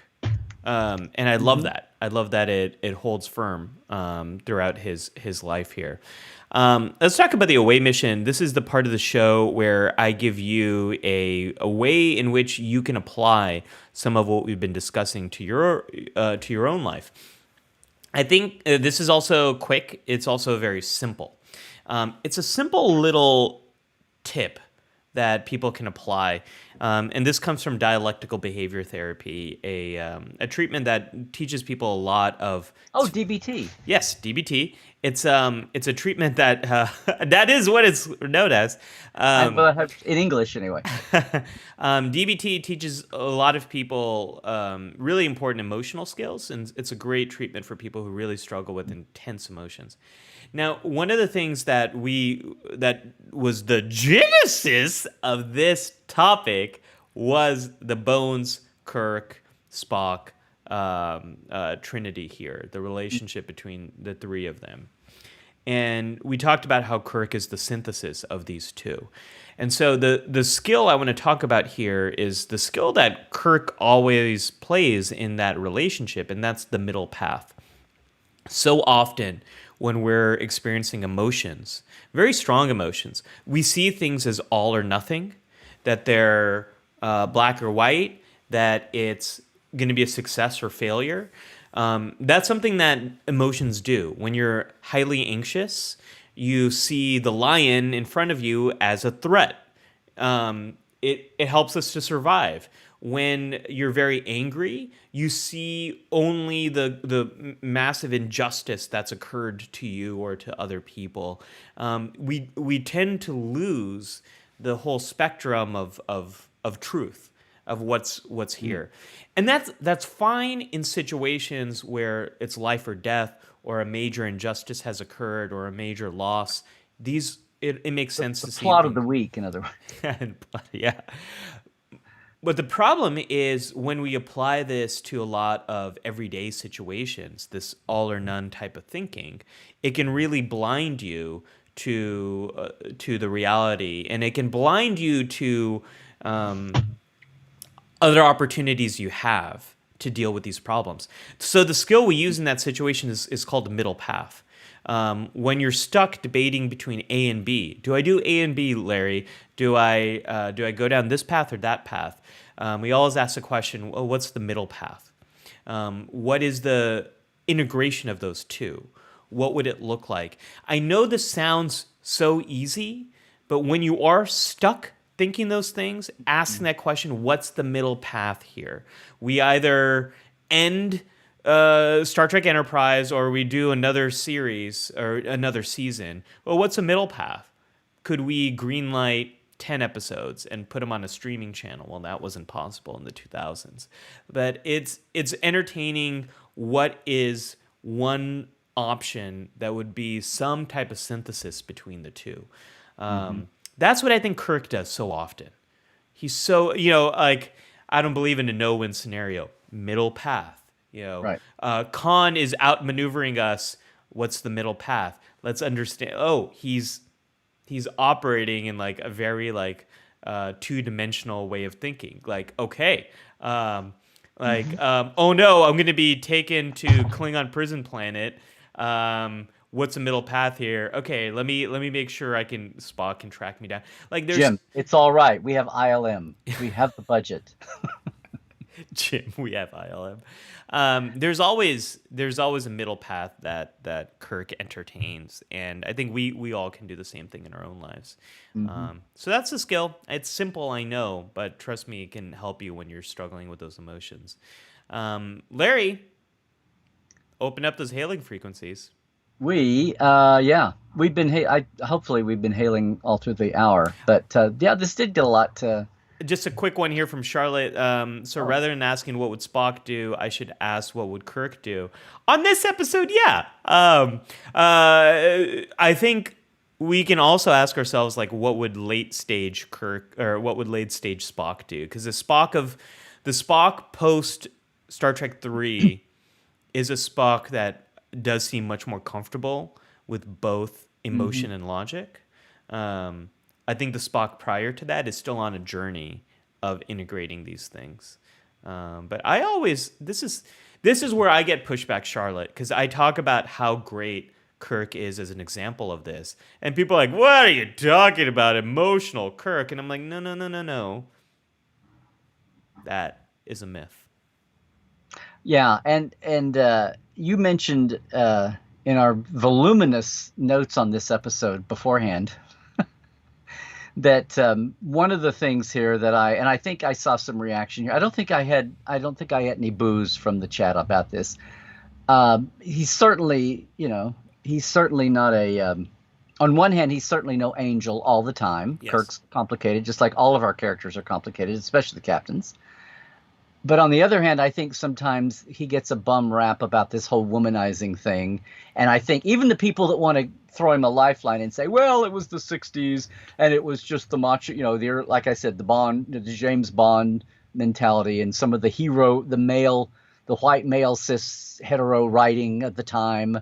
We're so analytical now. It's the 2120s and it's like, well, that's kind of the way most literature, part of me wants to say, that's kind of the way, right or wrong, and much obviously we can improve on this, but don't pile on the 60s and don't pile on Star Trek and don't pile on Kirk. That was a thing. But even, that was a literary, for most writers, that was who were probably white men. That was a concept, and the readers reading that for good or bad and wanting something different, that was a thing. So it's like, don't pile on Kirk amid Star Trek, amid TV in that decade. But having said all that, and not to excuse anything, but just to make canon make sense, if the guy's supposed to be a hero, how can he be such a heel with his intimate female relationships? A lot of what gets thrown together, as I kind of ticked off there, I think can be differentiated. And I think a lot of times that it's an easy trope to have all you got to do is pick a clip of Kirk kissing another woman, and you wind up with that list of, not Mary, thankfully. That's our over anxious memory alpha uber nerds. But I think all those, when they pull out the clips of him kissing another woman, the alien babe of the week, is the easy stereotype. And you put that wall of pictures up. It's like, oh my God, look at Kirk. It's so 60s. But if you really get in and differentiate those, I think it salvages a lot of the honor of the character, even looking at it through this 60s lens we put over it sometimes. Much like the red shirts issue, Larry, where I actually think your shade of red is closer to TOS. My shade of red is actually closer to TNG. It is. So we're we're doing it right here. Or the motion picture. It's like teal, blue, green-ish. Yeah. But if you actually count the number of red shirt deaths, there's a lot of great videos and articles about this on the internet. The red shirt myth is actually just a myth.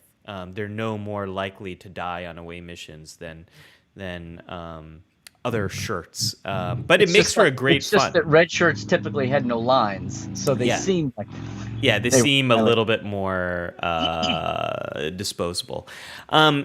Charlotte, you've had so many great comments today. I've favorited a lot of these, but one that made me chuckle here. Oh my gosh, where did it go? Oh, here it is. One of the things I'm noticing about TOS is that in those episodes are essentially Kirk having a really bad day at work, and boy, do I relate to that. It makes me laugh, but at the same time, I'm like, I feel you, Kirk. I've been there. I think there are a lot of where he's like, Spock, I want to go home. I'm tired. Yeah, massage me there. Yeah. Bones, have you got anything for a headache? Bones, I need that leg machine to exercise. Yeah.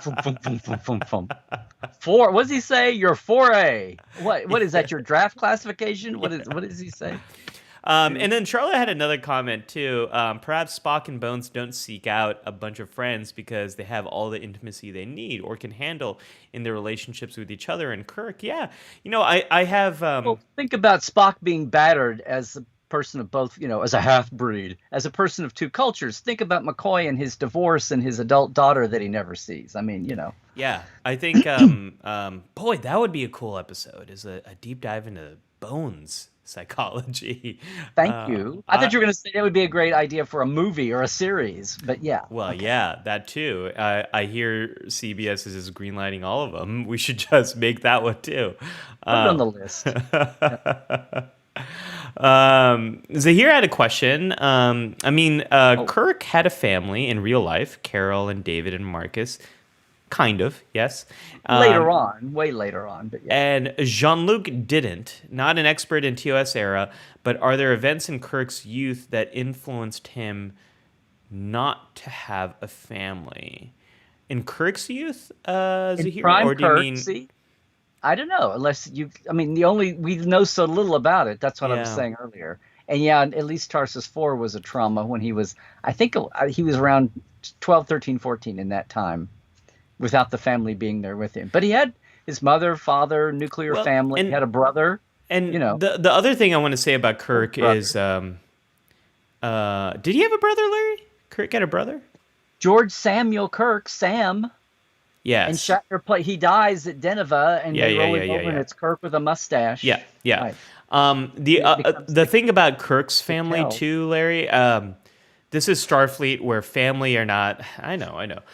This is Starfleet where family are not allowed to be on starships. So it's very reasonable to assume James did not have much of a connection with his father.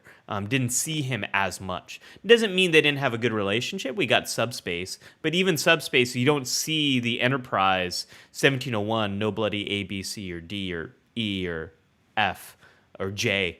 But 1701 doesn't get to phone home very often. So I think Kirk didn't get to see his dad as much. Right. Yeah. Well, per the DNA of the show, per Pike, per Kirk, as you just saw in the Libby had a comment. Some people prefer a small circle of few friends. Others enjoy being friends with everyone. And that speaks to a little bit of introversion versus extroversion. Some people don't need as many friends. One of the things that I often tell parents who are worried about their kids and their friendship, I always say, you only need one good friend. That's what research has shown. You need one good friend. You need at least one person you're comfortable sharing the tough stuff that's going on without any fear of judgment from the other person.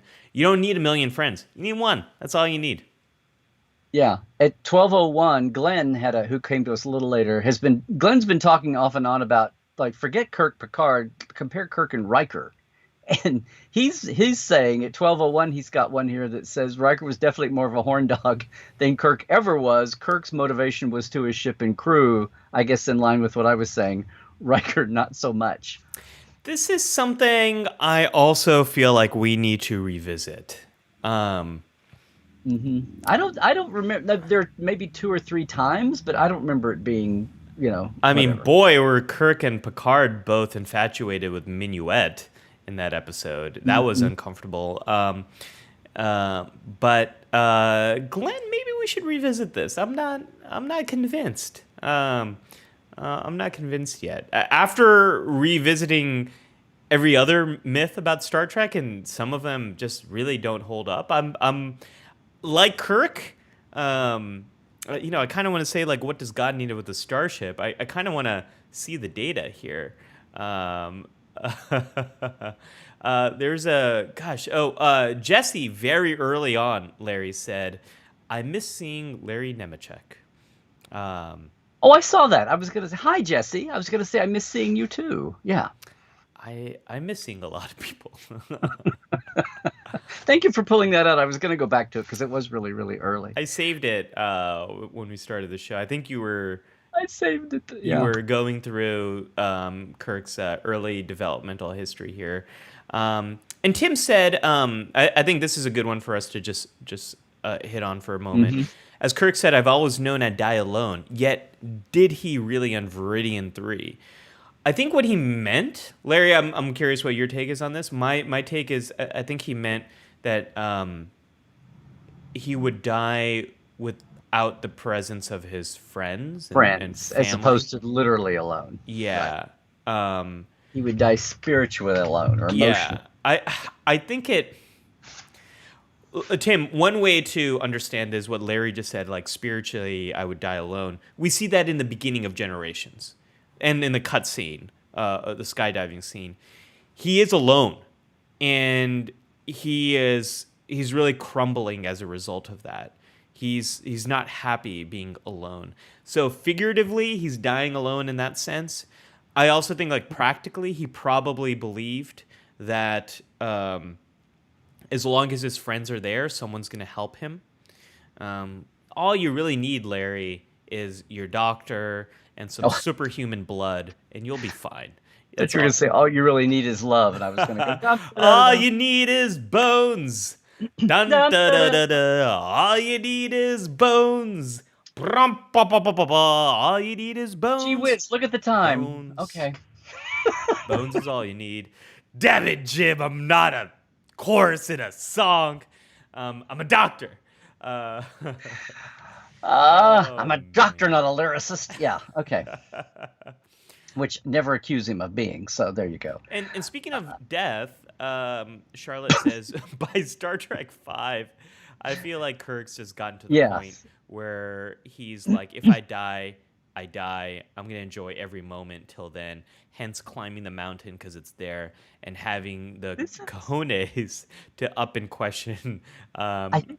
I think five was Shatner's movie. I think this is. I care a lot about Shatner. It's like it's just somebody gets up every day and whines him, and it's like whatever he's doing, recording an album, making a movie, making a video, doing a parody, doing whatever he's doing, endorsing something new, whatever he going in a rocket, whatever he's yeah, doing, it's like as long as somebody winds him up and sets him down, he takes off. If somebody ever forgets to wind him up or give him something new to do, then he's doomed. And I think he's got a fear of that. So are you talking about I, Kirk or are you talking about Shatner? I'm talking about Shatner, but my Yeah, point was her point about five. yeah. That seems to be Kirk's philosophy. If I die, I Yes, die. yes, The unspoken there is yes, at least I'll go out with a smile on my face. yes.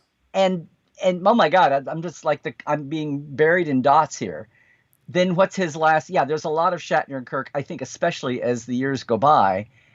And that whole mantra in Generations and how she encapsulated it there was, hey, I've lived long enough. Now it's all gravy. If I die, I die. That was the Blue Horizon mission. But that's also like life for him. And that's also Kirk under the bridge in Generations at the end. It was fun. Well, if your whole thing is, if I die, I die. I just hope I go out with a smile on my face. Well, saying it was fun is kind of the literal sense of saying I'm dying with a smile on my face. So I, it I all seems very cohesive there in a weird, strange way. I really like that perspective, and this is where, Right. gosh, I wish Star Trek Five had more time and money on their hands. But it is much more Shatner's philosophy, and there's a lot there to unpack, and it's there's so much I love about Star Trek Five. A few more comments. Steve said. it would seem that either Keeler relationship is the one that may have been the greatest long-term effect on Kirk. The trauma from that seems to have haunted the character for a while after. Just one thing I want to say is, like, this is also 60s TV. If it was more serialized, we would see the effects of that more so, but it was more episodic given how TV was made then, so we don't. But even with that being said, it does seem to affect the character for a while. Yeah, there's a later episode, and I know this is hardly canon, but one of the episodes of our fan series, I say our, Star Trek Continues, took up this very nature of, it was meant to be the reaction to this whole Kirk was just a womanizer thing, but it got back to Kirk being haunted by the three loves of his life. I guess that's where my Edith especially, but also even Miramani and Reyna, the android, and even to the point where of Miramani's baby that died with her when she was stoned, that was their child, and just some thoughts and guilt and things that he carries around with him his whole life. Yeah. And of course, Star Trek Continues is the time period of it is the 5th season, so it's before Carol Marcus makes herself known to him, so he doesn't even have the Carol and David complex, and it's before this Antonia, the mysterious, serious love of his life, for a couple of years in between movie eras. But it was an attempt to get back to some of those feelings and how carrying all that around unprocessed in a lot of ways was affecting him in a real time situation. I got one last comment for us coming from Heidi here towards the end of the show. Oh, now I see where I went wrong. I never had a friend I could talk to about the hard stuff. Yay for my socially awkward autistic arse. So one of the things I want to say, Heidi, is this is why I'm so glad we all have our community here. We have these connections, and we're never too old. We're never too old to find that connection. It is something It's one of my biggest wishes for all the teenagers and adolescents I've worked with, is that they find their people, and by people it only has to be one. But this is what I think is so great about the Star Trek community, is we can find other people that we share this passion with, and through Star Trek we can share more about ourselves and what we're going through. And this is the whole thing, whole kit and caboodle about Life Support Live and why we're here. Larry, with that, I am going to cue up our beautiful theme song here. Larry, you got something really big I want to make sure we mention coming up on Trekland. Can you tell us about your announcement here? Yeah, this has been so long in the works, and then being able to do it, even though both parties have wanted to for a long time. But every year, at the anniversary of Portal 47, we're having our 6th anniversary this year. I always have an open house. It's virtual. Before everybody in the world Zoomed, we were Zooming. And so everybody please come. It's November 17th. It's a Wednesday night at 7 Pacific, 10 Eastern. I know it's rough on everybody across the pond. But this year, for the first time, I've got somebody from the modern Trek, from the current Trek era, and Mike McMahon from Lower Decks. Mike McMahon, damn, I wish I'd never known those people I grew up with back who spell it the same way, and it's McMahon to them. It's a simple. We're gonna do, and he's done lots of interviews and even some extended interviews, but we're gonna do the Trekland version where we're talk about his roots and the origins of Lower Decks, and so it won't be just the soundbite of the moment of the week. And now that they've finished their season, there's a little bit of reflective time to go. But everybody, please come. We'll have some door prizes. We'll have a little bit of an open mic roundtable to either side of Mike. But it's on the 17th. And he's starting our 7th year with Portal, and this is a sample of what happens in the Portal. And it's open. Go to LarryNemecek.com/open house, or you can find the link on my homepage and sign up. Even if you're in Portal, if you're one of our regulars here, if you're on my e-news list, I just want everybody to sign in, no matter where you're coming to me from. I think it's going to be a blast. So I have a good count. I think it's going to be a blast knowing the two of you. Well, I don't know Mike personally, but knowing his reputation, I think you're going to have such a fun conversation. Larry, I got a question to ask. When does he think the Cetacean Division started, and how does it tie into the events of Star Trek IV? Was that probe coming to make contact with the Cetacean Division, or was the Cetacean Division started after the events of Star Trek IV because we realized the importance of having them on starships? I saw somebody else mention this the other day, but I'm going to do that because Cetacean Ops started with Mike and Rick on Next Generation. Yes. In the tech manual as kind of an inside joke, and there are door labels for Cetacean Ops and Terciops. Award Terciops are specifically either whales or dolphins, and cetacean is more inclusive. But that's a next-gen background joke that found life of its own and got to the writers and all. So, but as far as canonizing it, that's a thing. I think it makes a lot of sense given Star Trek 4. Folks, we're going to be back with another episode of Live Support Live next week. We've got new Star Trek coming. It's going to be a lot of fun. We got a whole new series to talk about very soon, Star Trek Prodigy. Until then, I'm at Ali Mattu on social media. Follow Larry Nemecek and Trekland. Be sure to subscribe wherever you're watching this. And until then, folks, live long and prosper, my friends. Yes, LLP and Trek well, everybody. Do do do do do do do do do. Dum.